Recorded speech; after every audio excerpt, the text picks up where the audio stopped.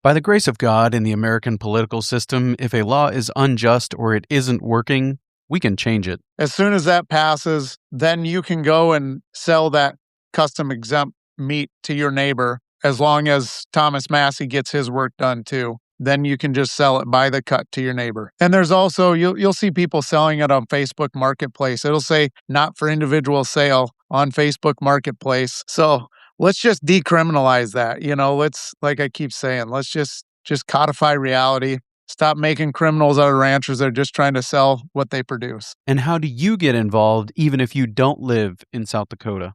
This bill is mirroring a bill that's already passed in Wyoming. But it would be great if we could get people to contact their congressional delegation and give some support to Thomas Massie, just to get that ball rolling. And even, the more state legislatures that pass it at the state level, this similar thing, that's another way of sending the signal. We're going to discuss all that and more with John Shubeck today on episode 498 of the Working Cows podcast, brought to you by the Patreon supporters. Welcome to the podcast that gives producers a platform to discuss and share paradigm-challenging practices. Practices that have increased the effectiveness of their operation and the joy that their families have received from this lifestyle.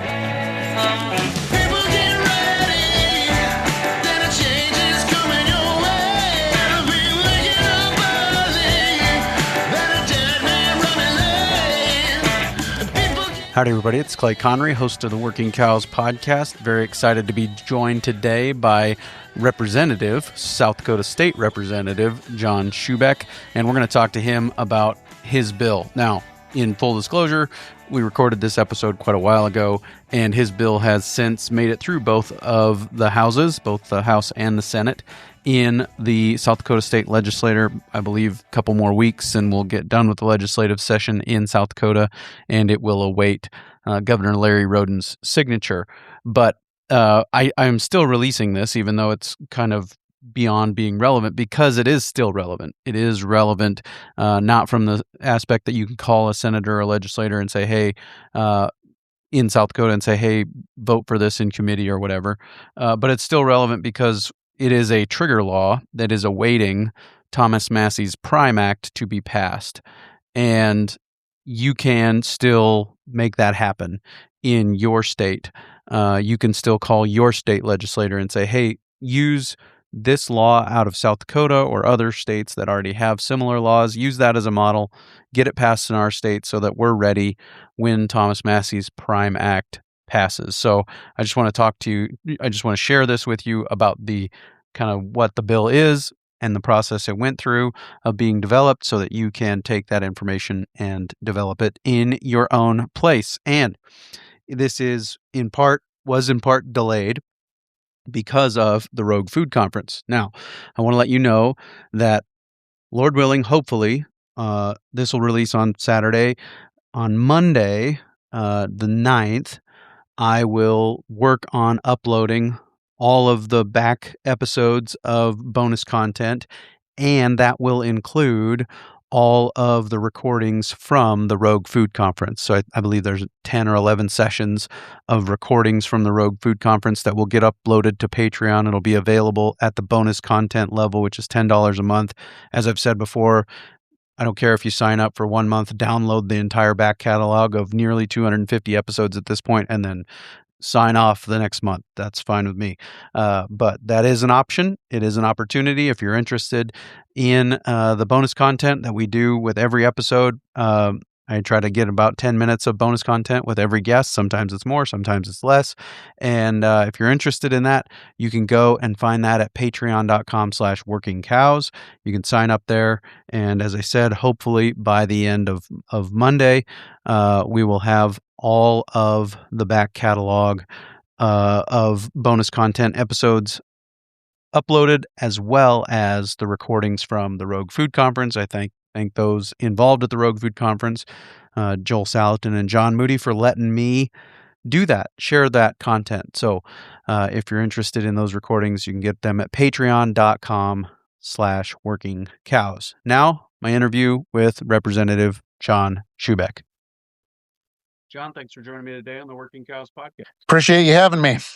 Yeah, I really appreciate the work that you're doing there in Pierre in the South Dakota State Legislature. And just kind of want to jump right in today and talk a little bit about your bill, House Bill 1064. Can you tell me a little bit about the problems that you're trying to solve with this bill?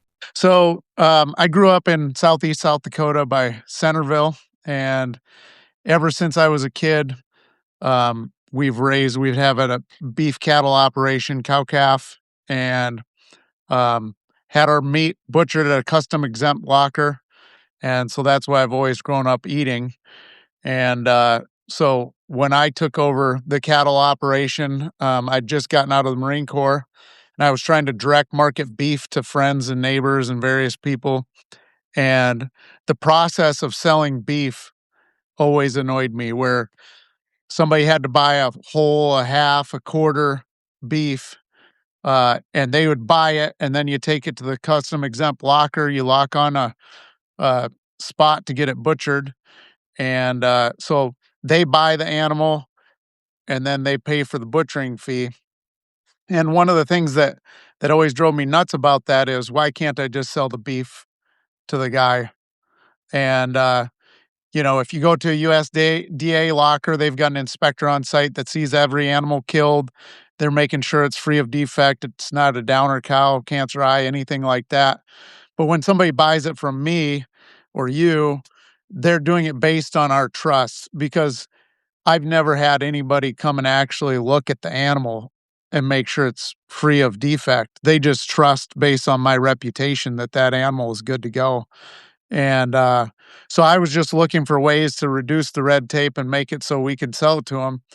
And the other problem I was trying to solve is, not everybody's got an extra freezer to put a half of beef in. And some people just want to buy 10 pounds at a time.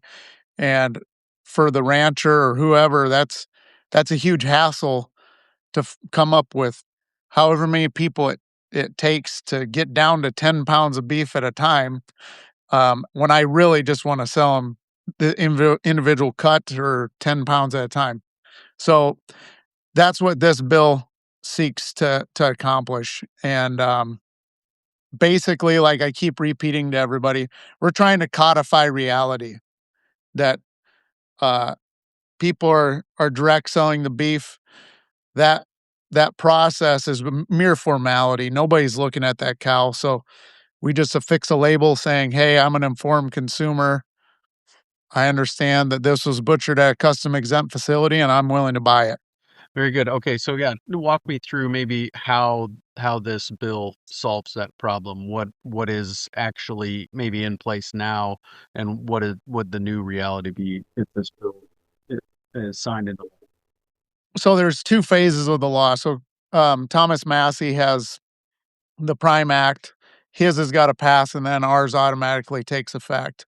And so at that point, as soon as, well, from here, we got it through committee. It's got to go to the House floor. It's got to pass there. Then it's got to pass in the Senate, which it's got broad support. I've got 20 some sponsors in the House. There's 70 total House representatives. So I think it's going to pass. We will see.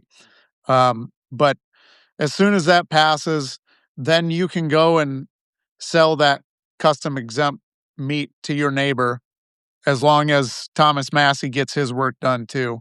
Then you can just sell it by the cut to your neighbor, which I think will open up opportunities. And and there's also, you'll see people selling it on Facebook Marketplace. It'll say not for individual sale on Facebook Marketplace. And so let's just decriminalize that. Let's, like I keep saying, let's just codify reality. Stop making criminals out of ranchers that are just trying to sell what they produce. So yeah, and so this is a law that is waiting on the Prime Act to pass, and basically it says when that passes, South Dakota is going to be part of or participant in those regulations, basically, right? exactly. Yep. And we've already got the framework laid out to make that work. Yeah. So Yeah, and like you said, it makes a lot of sense, as far as, for one, this is already happening. Two, this is, I have a face-to-face relationship with that person. And if they're, then that's the basis of this transaction. It's based on Exactly. that face-to-face relationship. It's not, there, that's all the accountability that we need, right? That's one of the things that we always talk about with, uh, you know, other channels is, uh, accountability. How do you hold them accountable? Well, when they get as big as they are, you have to have a larger accountability structure. When it's just individuals making a trade, then there's the accountability, right? Exactly. And, if it's done, say, within your town or whatever, your reputation matters a lot. And so they're going to go to you because of your reputation. And furthermore, more people want to have access to the person that's actually growing their food. They want to know where it's coming from. They want to know the guy. They want to know what the reputation of the guy is that's producing it rather than just buying it from Walmart. And, that could be 10 animals cobbled together in that tube of beef. The consumer these days would like to know exactly where that animal came from, exactly who raised it. So I think it's a much better process. Yeah, talk to me a little bit about that, as far as maybe even support from your neighbors or neighborhood, and not legislators, not agriculturalists, not ranchers, not farmers, people that you've heard from that kind of said, yeah, we need this. Yeah. Well, one story I told is so I served in the Marine Corps for a long time. And after I left active duty, I went into the reserves and I was drilling in Michigan. And friends there would constantly be asking for beef because they don't have as much access to beef as we do in South Dakota. And they, if you're giving it to them, you're giving them meat that says not for individual sale. And, again, your friends that are not farmers and ranchers, uh, they want it. I've been asked so many times, "Hey, can you sell me some beef?" And when you've got to go through that onerous process of them buying the animal, and who's got, with the price of a steer now, who's got the money to buy a whole or a half or a quarter? So lots of people ask for it, and I again, I think there's a lot of support for it from people that I know that are not farmers or ranchers. Sure. And do you know kind of the timeline of the life of the bill from here on out? Is any of that established yet, or do you know when it might come up on the House floor? House floor, I think Thursday, but I'm not positive. We'll find out tomorrow for sure, and then from there, it goes to the Senate. They'll have to put it through their committee hearing. There's something like 500 bills going through the House and the Senate this year, so I can't give you a good timeline for sure, Sure. but Yep. And what would you say, like, what can people do inside? A number of the listeners here, uh, of the Working Cows podcast are from within South Dakota. What would you say they can do to help? yeah, if you've got a legislator, just contact them and voice your support for it. Like I said, we've got lots of support as is.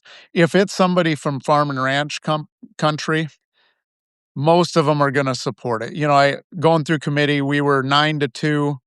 Um, One of the dissenters was a cattle producer. One was a a gal from Sioux Falls. So if you know somebody, especially if you know one of the legislators that's from a more urban area or not connected to agriculture, those are kind of the people that need to hear from you, because I think that the your cattle producers and most of your ag legislators get it. They understand the point of doing this because we've all seen it our entire upbringing. Um, so find those people that don't have an ag connection and contact them if they're in the legislature. Sure. And then outside of South Dakota, I don't know how this is received. I've done a little bit of it where I've contacted state legislators in other states that I'm not a part of. But how is that received, or how could people outside of South Dakota help? This bill is mirroring a bill that's already passed in Wyoming. But it would be great if we could get people to contact their congressional delegation and give some support to Thomas Massie, just to get that ball rolling. And even, the more state legislatures that pass it at the state level, this similar thing, that's another way of sending the signal to Washington that, hey, you guys are getting in the way of farmers and ranchers marketing their product. Just let us sell to the consumer. The consumer wants it, you know. And on that note, I always joke that farm, agriculture is the only industry that gets in arguments with our consumer. When the consumer says, I want beef from the farmer or rancher, then we say, no, the stuff at the grocery store is great. It's safe. It's fine. Just do it that way. So rather than getting in arguments with our consumer, why not just give them what they want and repeal the red tape and make it happen? So get behind this legislation and get Washington on board too. Well, and it does a lot of things, right? This idea does a lot of things. It cuts out the middleman, where more of that food dollar is returned directly to the agriculturalist, farmer or rancher. And it also cuts out the other middlemen who might have their fingers in the pot as far as from a regulatory standpoint, from a regulatory perspective. So it gives a lot more, makes it a lot more efficient and profitable for the rancher. I would guess, right? Exactly. And the other component, when I was a kid in Centerville, we had a butcher shop. And so I've got a whole list of things where I'm sure we all do. You sit around complaining about the government, and I just started penciling out when I got this position all the things. Still trying to figure out how to make deleted diesel pickup trucks legal. I haven't cracked that code yet, uh, but this is one where, again, we had a butcher shop in Centerville. Let's bring local butcher shops back. Let's have meat that goes to the school instead of opening a bag, rewarming it, and feeding it to our kids. Let's feed actual, we live in ag country. Let's feed them actual food that we grow. So I'm working on a couple other bills to help facilitate exactly what I said, where um, I think, again, give the consumer what they want, find ways to make local food happen because that's what they want, especially after COVID. You just saw so much demand for it. So Do you know where, just for maybe for the benefit of the South Dakota audience, do you know where Dusty Johnson stands on the Prime Act? Would he need to be one of those receiving the phone call? I keep telling people I'm like you. So I didn't even own this suit until I interviewed for the job. I had only owned a Western blazer to go to, various ag events. Blue jeans and cowboy boots was all I ever had. So and the only politician I knew passed away, Rich Fasgard. So I don't know Dusty Johnson. I've said hello to him. I don't know where his stance is on the Prime Act. But when I do, in fact, get the chance to have a conversation with him, I'm definitely bringing it up. So he was trying to set up a meeting last weekend with me. Just he's trying to get to know legislators in his hopes that he gets to be the governor. But I had some things going on, so I know we'll have a meeting soon. Sure. Yep. Very good. Well, appreciate it. Again, South Dakotans, you know your job, and here's your information to do it, to go and do that job, and everybody else, take your responsibility as far as the Prime Act is concerned in your own state legislatures with that kind of legislation. Is there something out there, information out there that people could use to help draft legislation for their state legislatures that would kind of mirror what you've done? Yes, yeah. So every state legislature, so we've got the Legislative Research Council. They draw up the bills for us because I'm obviously not a lawyer, and so I just told them, hey, I pulled down the Wyoming bill. We tweaked it here and there to make it fit the South Dakota code. And So any other state legislature can do the same. They can mirror it, and some states warm up to it quicker than others. Spencer Gosh, I don't know if you know him. He's another ag background legislator. He works. He's been pushing for stuff like this as well, and so depending on the state, they're more workable than others. But I don't see why you couldn't do it across the nation. Very good. Well, John, I really appreciate your time today, and I thank you for your service, Marine Corps, and in the state legislature. Thank you for your work. Yeah, really appreciate you having me. And like I told you, I've listened for years, so it's feels like I'm talking to a celebrity right now. It's a lot of fun, so I appreciate you having me on. Thank you. Thanks, John. Thanks for your time today. Very good stuff there. Really appreciate John and his perspective and the work that he's doing there. Just really appreciate people, Christian men willing to run for and serve in legislatures all across this state and this nation, and then do good work while they're there. And he's doing great work. And so really, really appreciate that, and would say, if that's what the Lord's calling you to and you feel led, I would encourage you by all means to take that, and maybe you can introduce a similar piece of legislation or other legislation that is needed in your state, and serve your people that way. Maybe you could be the one that would introduce the legislation that would be the first to abolish abortion. Many have been killed. Many of those bills have been killed, oftentimes by the pro-life lobby in other states, and maybe yours could be the first to get through and be passed, and we could truly remove this evil from from one of our states, and hopefully it would be a domino that would lead to the rest of them falling. So, and if I'm going to hop to and have an episode with a legislator about beef bills, which are important and great, I should also be willing to address the greatest, I think, tragedy facing our nation right now, and that is the unjust taking of the life of the preborn children in our nation, and we want to see that ended as well. Coming up next on the Working Cows podcast, I will be talking to Jay Young. We're going to talk to him about his experience using grazing collars, and I just really am looking forward to sharing this episode with you. It's really great, practical episode on the difference it's making at his operation, but then also the potential he sees in the future. And if you know Jay Young, he's been a guest before talking about worm castings and making compost teas and stuff like that. If you know Jay, he's thinking at a high level about these things, and I really am looking forward to sharing this episode coming your way real soon on another episode of the Working Cows podcast. We'll see you then. We invite you to visit workingcows.net to subscribe to the show via iTunes or Stitcher. You'll also find detailed show notes pages, resources from our guests, and the industry leaders who have influenced them. For more ideas on putting your cows to work for you in a more profitable way, tune in next week.